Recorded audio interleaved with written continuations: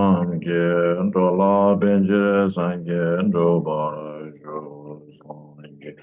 Chedan Zage, Chunam La, Chancho, Bardo, Dane, Jepo, Tage, Cheje, Jeben, Sange.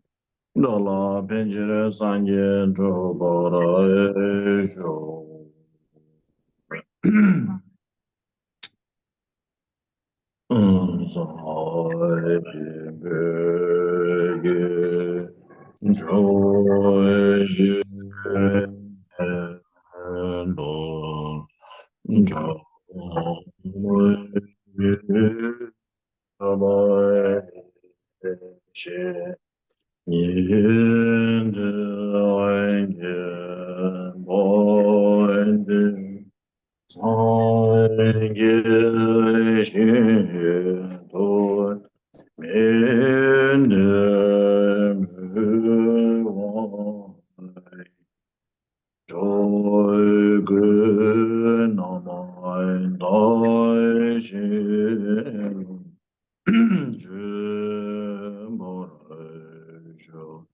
Idamo Guru Rana Mendala Kamni Yandaya.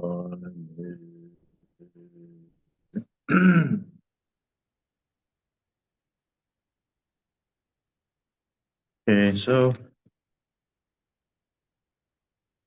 please listen with the proper bodhisattva motivation, which is to attain enlightenment for the sake of all sentient beings. So this next 1 hour we will spend studying, learning, contemplating. All this is dedicated for the to achieve enlightenment, okay, for the sake of all sentient beings. So if you are the book, Words of My Perfect Master, English page is 329, okay? So please refer to the same in your corresponding language.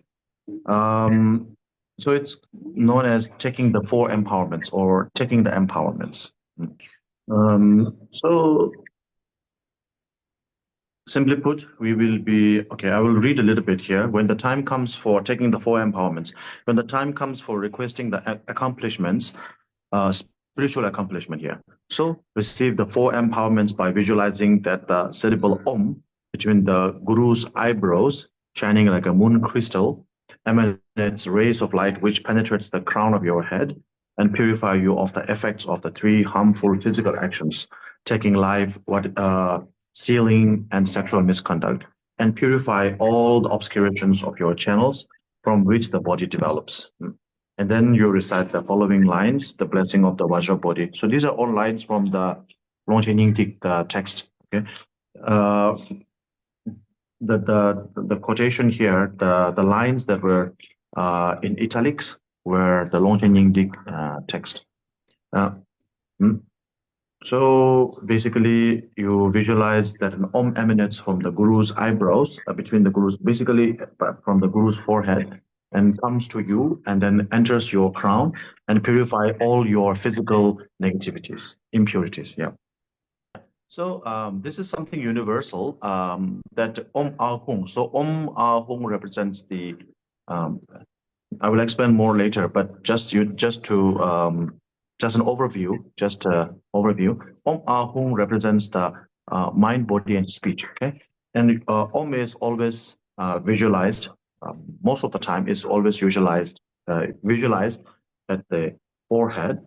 I is visualized at the throat level, and Hung is visualized at, we call the heart, but it's actually at the chest level. Okay, chest. So Om Ahung representing mind, body, speech, and mind, will be marked at the forehead, the throat, and the chest. This is universal. So with this thing clear, now we have visualized the letter Om. The Om is always white, A is always red, and Hung is always blue. Okay, white Om, red A, blue Hung. So when I say Om is always white, I'm talking in the sense of mind, body, and speech. So when you refer to the Om Ahung in the mind, body, and speech, body, mind, and speech, that time Om is always white, I is always red, and Hum is always blue.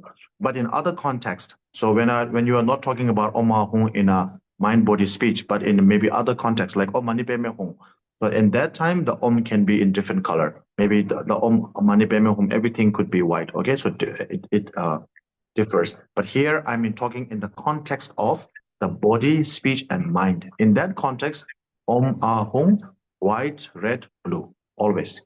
So in this context, the white Om syllable Om between the Guru's eyebrows. So here Guru means Guru Rinpoche. Guru also means your Guru. Okay, Guru also means the deity of your preference. It can be Tara or Generisik or Yamantaka, anything. Okay, so all they're all same. Okay, in this context, in the Vajrayana Guru Kasa. Guru Yoga practice, it's all one. They're just different in name, but one. For example, a mother, her son will call her mom. The husband will call her wife. The parents will call her daughter, right? But actually, there's one person. Similarly, they have different names, different labels, but actually one. So, okay, I will not repeat what I just said. So basically, by purifying your mind, your body, all the negativities are purified, are cleansed, and therefore the potential, okay, your potential, your power, your potential, your to attain the the Nirmanakaya of the four bodies or the three bodies, the Nirmanakaya or the emanation body has been achieved. Okay, so by visualizing that way, you achieve the potential to become, to attain the state of Nirmanakaya, the emanation body. Yeah. So, so for the sake of clarity, I will repeat just one time. From the guru's forehead, white syllable Om. Okay. Then it purifies the three negativities of the body: killing, stealing, and sexual misconduct. So the three that purify. Okay, and by doing so, you attain the statehood of, you attain the potential, you achieve the potential to attain the statehood of Nirmanakaya, emanation body. Okay, the first one. The second one is so the white Om here, it describe the color as a moon-like white. So moon-like, okay, example for visualize, imagine the moonlight on a full moon day. The moonlight is it's illuminating. When the night time, it's a full moon day, it illuminates the whole earth, whole place. But at the same time, it's not as it is not as glaring as the sun's rays. Of course, when the sun is shining, it's brightening, illuminating everything, but you also get the heat.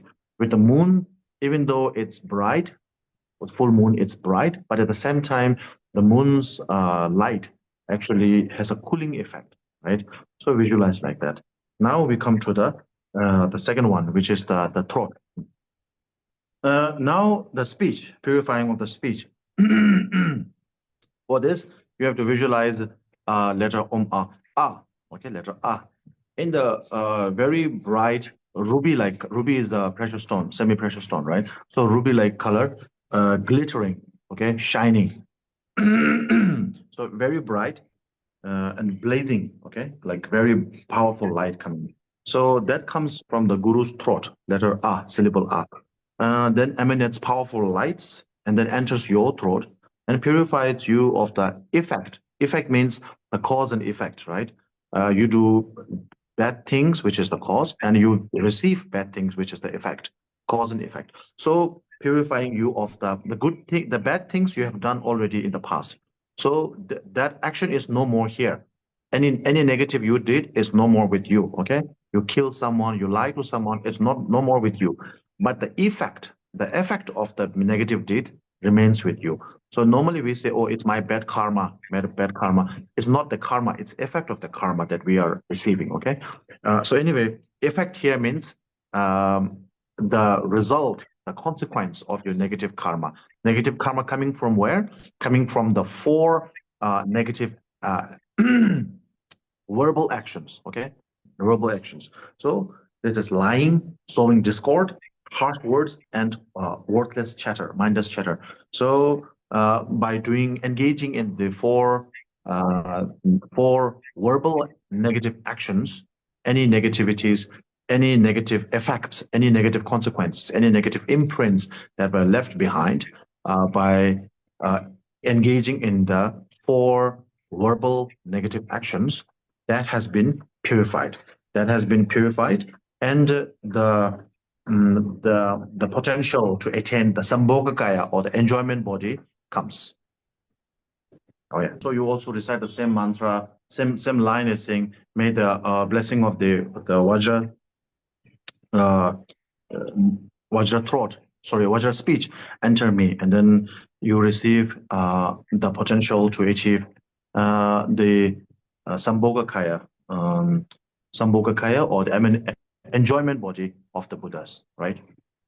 So for the physical one, it's easy to understand. No need to explain. Cheating,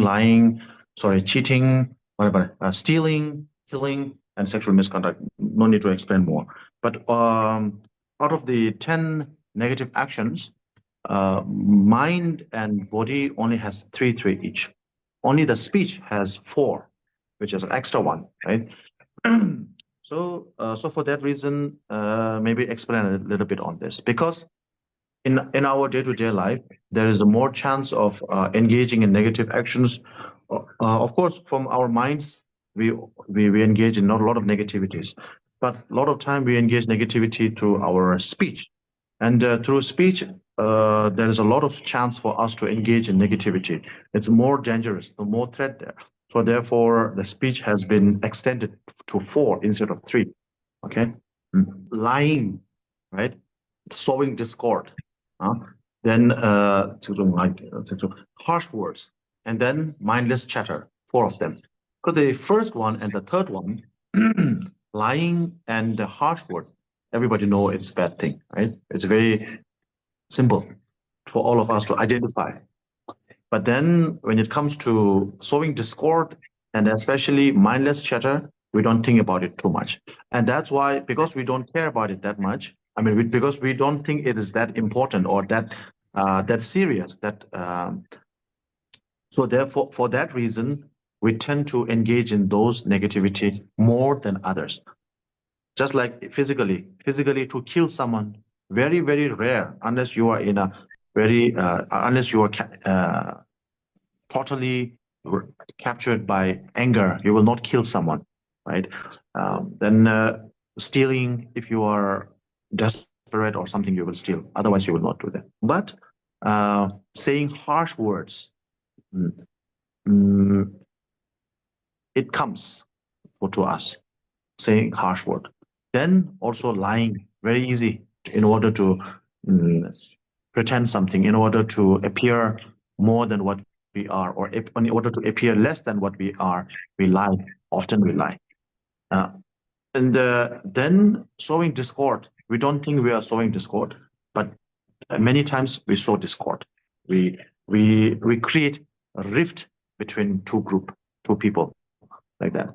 And then mindless chatter, we don't even think about it, and we just keep drinking coffee and having we say, oh, nice snack and some good chat, and then chat is all about this and that. Yeah. A lot of us think, okay, harsh word, I don't use that much. I always speak politely, gently, this and that. And then also lying, I don't do it because, my situation, everything is okay. I don't need to lie. I don't need to cheat people, this and that. We think like that. And we think we are actually clear with this. But then mindless chatter, right? Idle talk.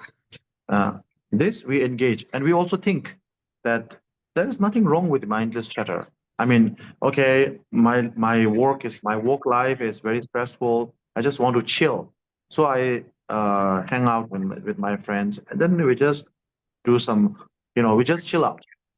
But when you chill out, what you usually do is when you chill out, very seldom, okay, it is very difficult for us to talk good things about others. Whether we talk about politics, we talk about our friends, we talk about anything, we just start criticizing, saying something negative, because that is easy. It is easier to say destructive or criticism than to say something more constructive. In order to say something construct, it's built. You have to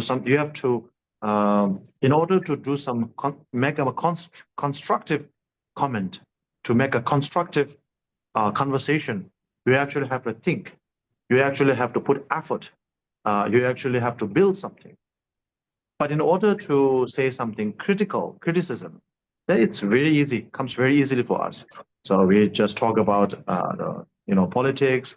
Oh, this government, this and that, this leader, that leader. We just say, or in our friend circle, oh, this and that, and anything easy for us to say criticism, because criticism doesn't take much effort from our mind. We just say it, anything, because we are living samsara. So something is wrong at all times. Not everything is wrong, but something is wrong at any given moment. If left is doing good, there's something missing in the right side. If right is doing good, there's something missing on the left side. So something is missing at all the time, because we live in samsara. And so therefore it's very easy for us to point the finger and say, oh, this, that. And most of the time, when we do the mindless chatter, like when we have a cup of tea or whatever with our friends, we hang out, we comment on other people's life, okay? Like, oh, this person, this, that. And then what we talk, we just keep saying, we just keep adding so many feathers, okay? We just keep adding so many feathers, white feather, black feather, keep adding more and more feather to the effigy, to the effigy, like to the doll that we have created. So because by itself, it's very bland, it's not interesting. So to make the effigy more interesting, we put so many feathers, different colorful feathers, to make the conversation. So in English, we say, let's make our conversation more interesting. So how you make it interesting? You make it interesting by adding more masala, more spice. So when you say you spice it up, you say you make it more interesting. But what you are doing is you are adding things that are not actually true. So where are we coming now? We're coming to the first one, lying. So when we add something, when we say something that is not true, then we are actually lying. So we think we are not lying, but we are lying.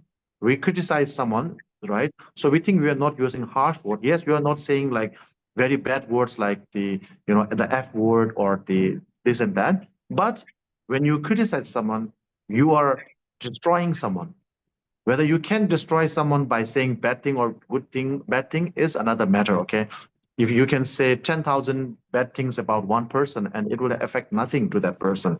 But from your mind and from your speech, verbally and mentally, you are destroying that person when you criticize that person by saying this. So what you are by destroying that person, you are harming that person. And so for that reason, you are actually engaging in harsh words. So when you engage in the last one, which is the mindless chatter, there is a strong, there's a very high threat, okay, of you engaging in all three. If you engage in just the third one, then there is the danger for you to engage in all four of them. So therefore, even though it is very minimal, the damage done by the uh, mindless chatter seems minimal, because it's so minimal and it's so insignificant. We tend to neglect, ignore it, and then before we know it, it just mounts up like a credit bill.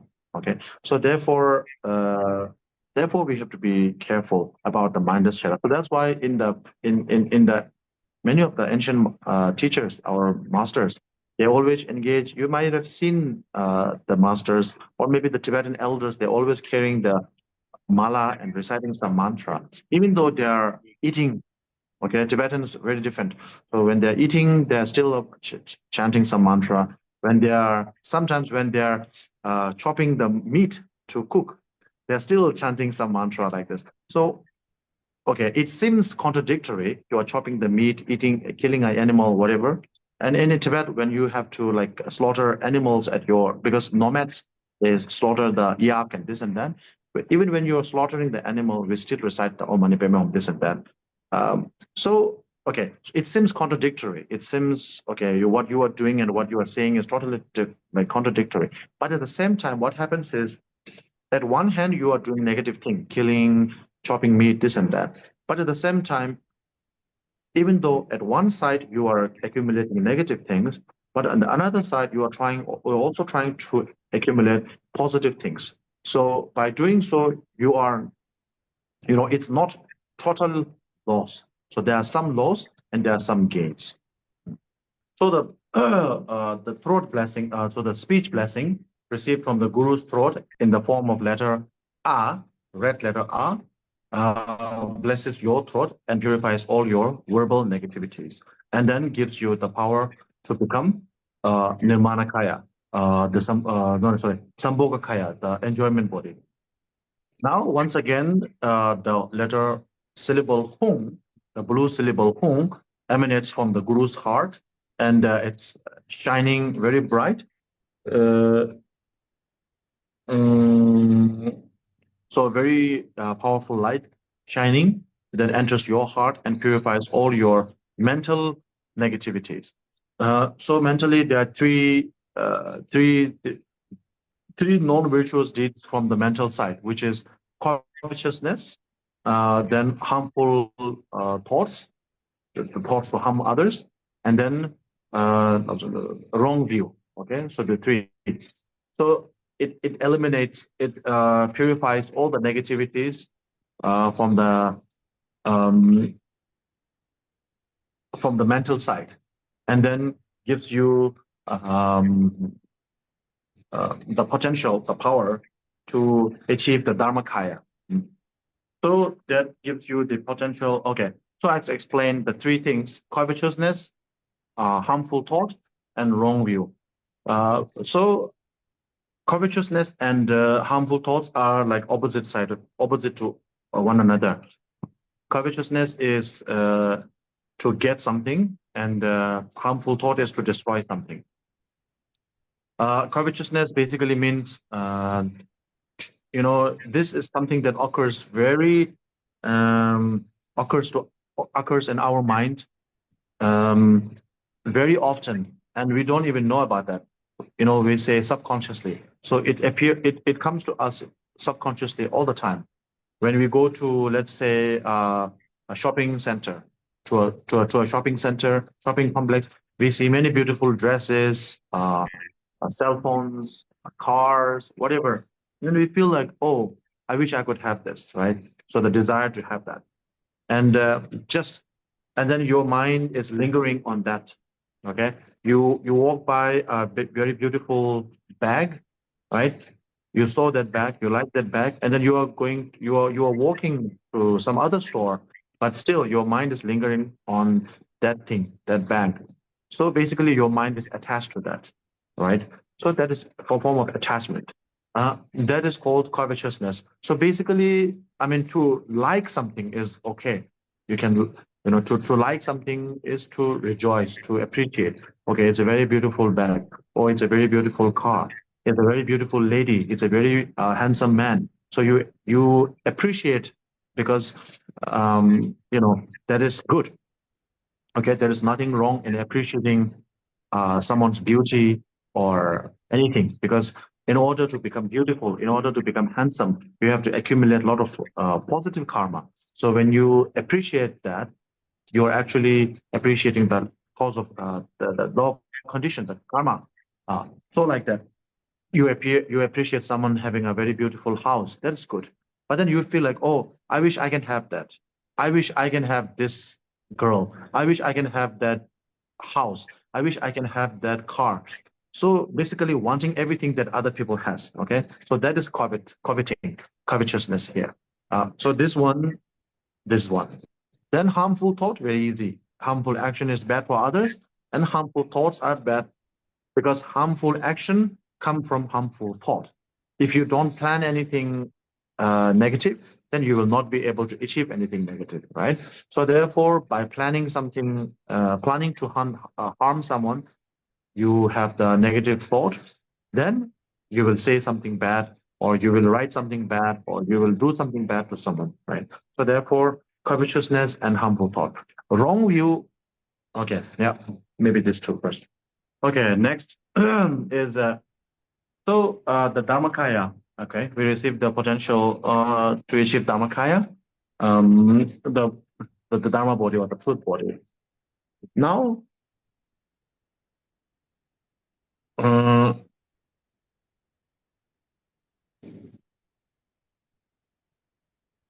mm, now once again from the heart of the guru, uh, where there is letter hum, which comes the Dharmakaya, right? So once again from the hum, another hum appears, and then like a shooting star, very powerful light coming very fast, streaks down and mixes completely with your own mind. Okay, then it purifies all the karmic and conceptual obscurations. So all the negativities from the mind, body, and speech, the karmic obscuration or the karmic consequences were already purified in the mind, body, and speech, right? So now the remainders or the imprints, what we call, okay? So the example is when you have a very dirty garbage or dirty things in your house or room, when you throw away the garbage, the smell still lingers. Remember, when you throw out the garbage, all the garbage is gone, but the smell still lingers. Smell still lingers, still remain. Just like that, even when you throw out or purify all the negative karmic consequences, the smell or the stain or something, there's some imprint still remaining there. Okay, so that's these are the obscuration. These are the obscurations.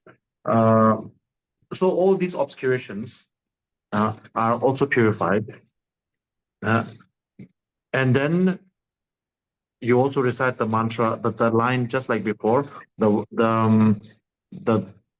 the blessings of the primal wisdom. Okay, the blessings of the omniscient mind or the primal wisdom reaches to me or enters to me. And at that moment, visualize that you have reached the ultimate truth or the ultimate goal of the Svabhavikakaya, so which is known as the essence body. Okay, and then that has been also achieved. Now, Svabhavikakaya. So the or the four bodies, that is uh, the the essence body, or the literal translation would be nature body. So Swabhava means nature. So basically, nature means what it is. When you don't mess with something, then it is nature. When you mess with it, then it becomes unnatural. So when you let it remain as it is, then it's nature. It's called nature. So that is the nature body, okay, or the essence body, because essence is what it is, and we add other things to the essence, and then we make different things, right? In life also, the okay. So I'm not gonna. Um, anyways, so the essence, okay, the essence is the nature, right? The nature is the essence, you can call it. So the nature body is achieved, like that. So after this, with your prayers, um, your mind and the teacher's mind, the Guru Rinpoche's mind, the Guru's mind, the Yidam's mind, all become one. Okay, and at the end of the session, we recite the Guru with devotion. You said, "Until my life comes to an end, may I always be led by my Guru, and until I become enlightened, may I always be led by the Guru, etc." Like this. The teacher, which is okay, the Guru teacher. Okay, so when I say Guru, it's Guru Rinpoche. When I say teacher, it's your Guru. Okay, so that's why I say Guru teacher, deity, all three together, same. So the Guru teacher or the Guru Rinpoche smiles and his eyes are filled with compassion. Okay, looks at you with pure compassion, and then from his heart, uh, a ray of warm light, okay? Warm red light. Like when you have the red light, when you play with the when you have the laser red light, you play with the cat. The cat is always attracted and runs after the red light. Just like that, that red light comes, and we are like that cat. That light is actually calling us. It's like the mm, how do you call that?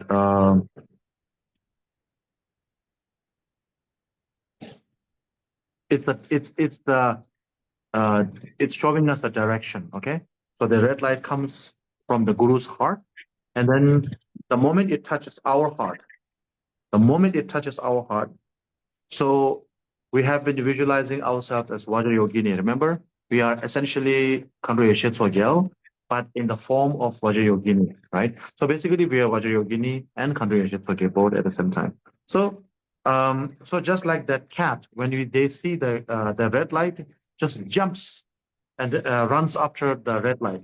Similarly, when the light beams out, red light beams out from the guru's heart, and it touches you, the moment it touches us, we become like activated, okay?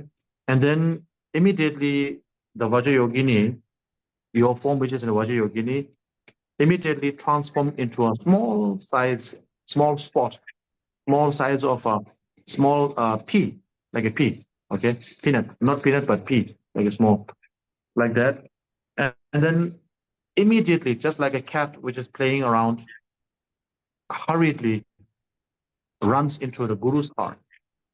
Okay, that small pea-sized you actually now you, but now you are in the form of a pea-sized object, not a pea. Okay, don't think you are turn into a pea. Just like a pea size, very small size, and then you turn into that small size from the Vajrayogini big form to the small pea-sized form of yourself, and then you transform, you merge, you go to the guru's heart, and that pea-sized thing actually merges into the guru's heart, and your heart and the guru's heart, you and the guru, they become indivisible.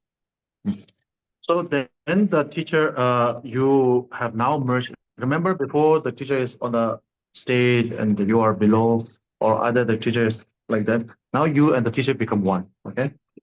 So you will find that before this, the teacher and the deity and your teacher, they're all one, right? Deity is Vajrayogini. The teacher and deity is one. But at the same time, you also Vajrayogini, which means you are the teacher.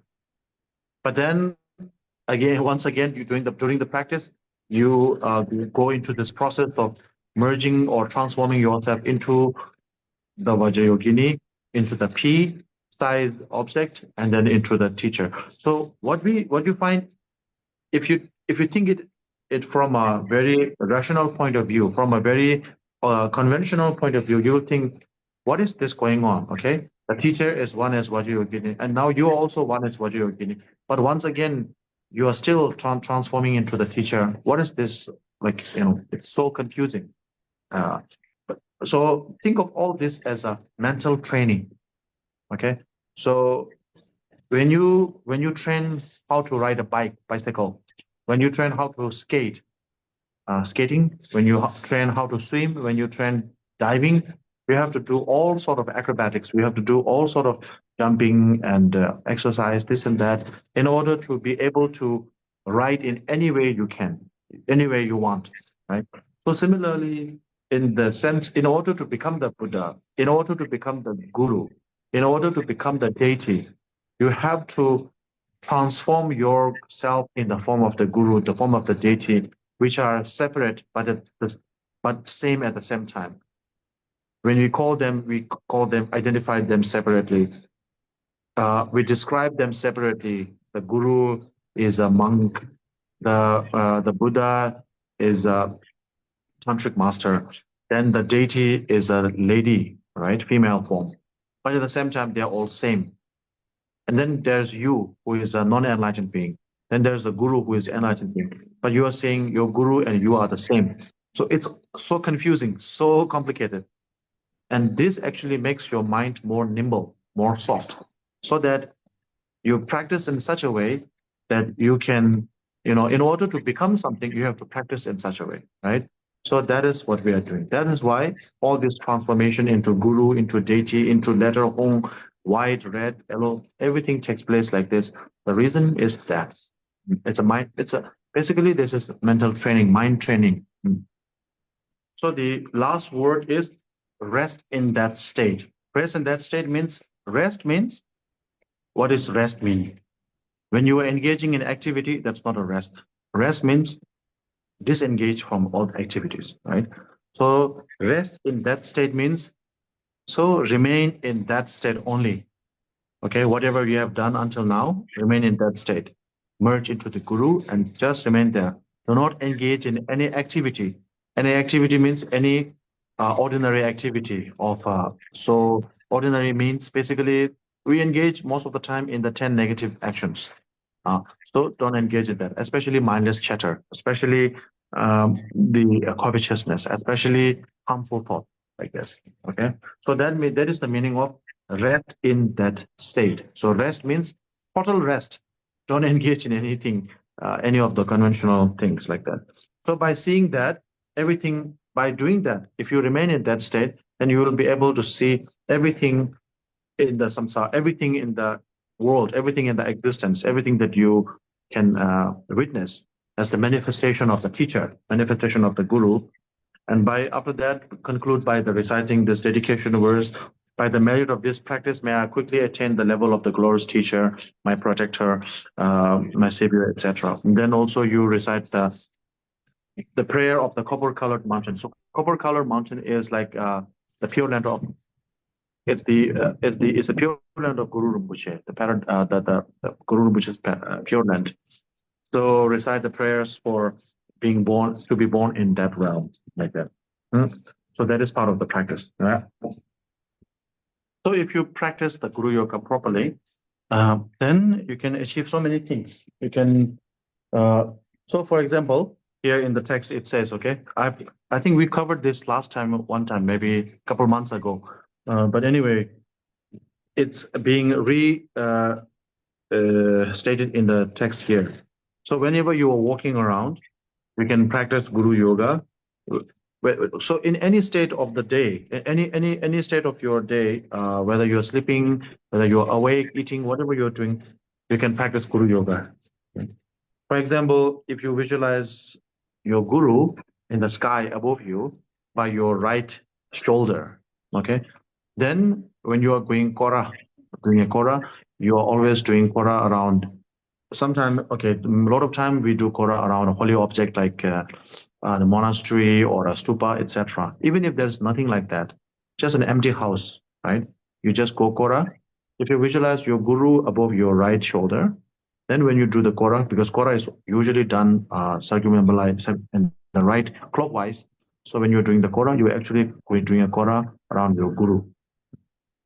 Then, so walking around, visualize your guru on your right, above your right shoulder.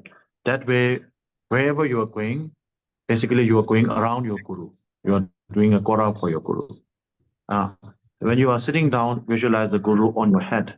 That way, he becomes your source of refuge, someone to pray to on your head. Then when you are sleeping, visualize the guru by your heart. And this, if you are engaging in the sleeping yoga, then this actually helps in the something called putting everything that can be known into the vast or into the practice. Okay. And then when you are eating, visualize the guru by your throat. So when you eat, of course, the food has to go through your throat. That way, you are making the first offering to your guru before it touches your stomach, your gut. It actually touches. It goes to your guru, and it becomes an offering for your guru. Especially in the tantric, there is a term called in the Vajrayana. There is a term called so there is a chakra, the enjoyment chakra, which is situated at the throat level, which can be used to. If you remember, we just did the the four empowerments, the third empowerment, the second empowerment, which is the empowerment for speech. After speech empowerment was received, you had received the potential to achieve the Sambhogakaya, the enjoyment body, remember? So the enjoyment body or the enjoyment sort of force lies within the throat. Enjoyment in the sense that when I talk, when I give Dharma talk, it can benefit so many people and people can enjoy my talk, right? Enjoy in the sense of benefiting, okay? When I eat food, I can I can get nutrition, I can nurture myself by eating food. And this goes through the throat. So the enjoyment in two sense that when I eat food, I can enjoy it. Enjoy here means to benefit, not enjoy in just chill out kind of enjoy, okay? Enjoy means to receive the full benefit. That is the meaning of enjoyment. Whatever, if you eat a fruit and you receive the full benefit of that fruit, the nutrition, everything, that means enjoy, not just the taste itself. We usually say, when we say enjoy, we always think on the very surface level, the taste. We don't think about the benefit, okay, the nutritional benefits, nutritional value. When you say enjoy in life, you say, oh, nice music, nice food. What is nice food? Nice food is the food that tastes good on the tongue, right? Most of the time, that's what we think. But actually, if it tastes good on the tongue but not nurtures our body, it is not uh, enjoyable, right? So anyway, my point is that enjoyment body or the enjoyment force lies within the throat. So visualize your guru by your throat, and then you make the first offering. When you eat food, even if you forget to do the offering, like the Malame Sangye Rinpoche, if you're visualizing your guru by your throat, when you eat, the first food you eat will be actually consumed by your guru. So therefore, subconsciously or accidentally or coincidentally, you are making the offering, even if you forget to recite the Lame or Taso Poche like that. Yeah. So these are everyday kind of Guru Yoga practice. We talk about a lot of time. Guru Yoga is very important, this, and that. It can be very extensive, like it can take, hours and hours to do the practice. Or it can be very short, like just like this. Visualize your Guru here and there at any given moment, and then you're engaging in the Guru devotion practice. So in your day-to-day life in general, or during your practices, you may get sick, you may face negativities, a lot of obstacles, anything. So when you face negativity and obstacles, think that it is thanks to the guru you are able to receive all those negativities, okay? All the bad things, all the unlucky, good, bad fortune, okay? Negativity, bad luck, everything. Thanks to the guru, I receive all of this. Okay, so what does that mean? What it means is because of my guru's blessing, I was able to practice. And because of my practice, I have this understanding of samsara, that everything that comes to me comes from a cause and condition. If I receive something negative, it becomes from negative cause, positive becomes from causative cause. Without my guru, I don't know this, anything there, like that. And I'm going to suffer anyways. Because of my wrongdoing, I'm going to suffer anyways. Especially if I don't take care of this, maybe I will born in samsara, in the hungry ghost realm, and then I will suffer for a long time without any knowledge why I'm suffering. Sometimes you get put in a jail and there is no clear case. You know how it feels. I mean, very few of us has to go through that. But then when you read about that, then we know the story behind that. So like that, we have to suffer not knowing the cause. But here today, because of my guru's blessing, I was able to practice properly. And because of that, a lot of my negativity, which I am supposed to suffer without knowing the cause in the future, like from in the hell realm or in many, many future generations. Instead, I was able to suffer this today here. So I thank my guru for all the bad lucks that I received, all the obstacles that I had, all the unsuccessful things that happened in my life is because of my guru. Because of my guru, all those negative things were actually advanced, preponed, like not postponed, but came in advance. And I was able to, because I know the cause, now it's easier for me to go through this experience. Yeah. So I thank my guru for all the negative things. And of course, I thank my guru for all the positive things because of his blessing. I was able to enjoy and appreciate everything. All the good things that comes in my life, I'm also able to enjoy. I'm also able to appreciate. Otherwise, we think that as a privilege, right? And then you think, oh, I deserve this. This is my right. A lot of people say this. So if you know how you come to receive this, how this became your right, so to speak, how you become this privilege, then you learn to appreciate. So for that reason, thanks to the guru, I learned to appreciate that, and thanks to the guru, I accumulate positive karma to advance my positive outcomes uh, today instead of experiencing them in the later life. So that way, all the good things come from the guru, all the bad thing also come from the guru. Okay. So having that understanding, you will be able to live the life on the path, okay, on the path of Dharma, the Four Noble Truths, the path, the truth of path.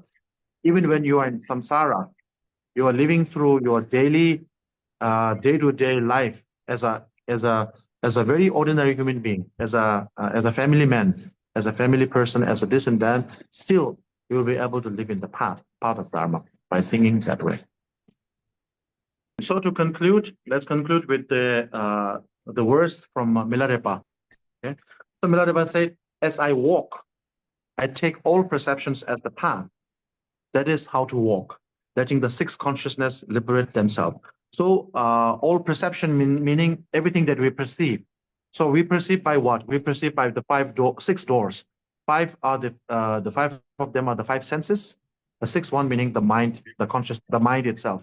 So what we think with our mind is very much dependent on what we see, what we hear, what we taste, what we smell, this and that. So even though the mind is different from the five senses, the sixth sense, which is the mind, is different from the five senses, but the five senses influence the sixth sense uh, significantly. So therefore, whatever we perceive here means everything that we perceive through the six senses, we take that as the path. I take that as a path. So how I take that as a path, I already explained a little bit. If you know how to take that as a path, then everything you do, because the whole day you have to do something with the six senses. Either you're thinking something, you're seeing something, saying something, this and that. So everything is bring to the path. Okay. Otherwise, Milarepa, he doesn't have a temple, he doesn't have a Vajra bell, none of this, like us. He doesn't have a proper dress, nothing. But he is the best, the number one practitioner. How? Because he can take everything that is ordinary into the spiritual path. Okay, that is taking everything that I perceive into the path. Yeah. So there are a few more lines, but I will conclude here.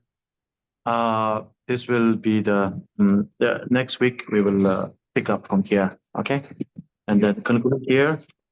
I believe there's no questions as well, and then we will just conclude and do the dedication now. Yeah. Okay. Gewa di nyodo da lama sangye drugyuro nen jowa che kya male ba ge ye sala ge bora jo chanju zemjo zembo che ma ye ban ma ge ju ge ba nyamba me ba ya kone kondo pe wa jo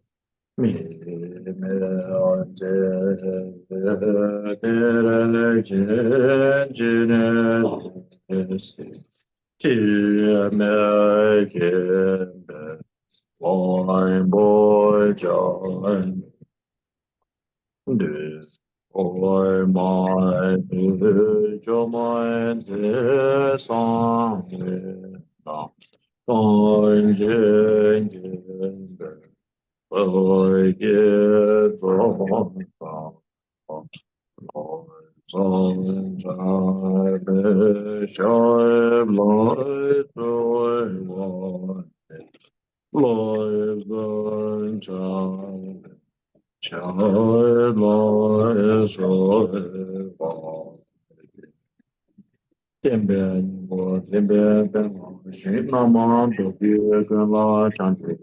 Love song, Chedi, Jamzu, Chobin, So, Jengi, Chodian, Dam, So,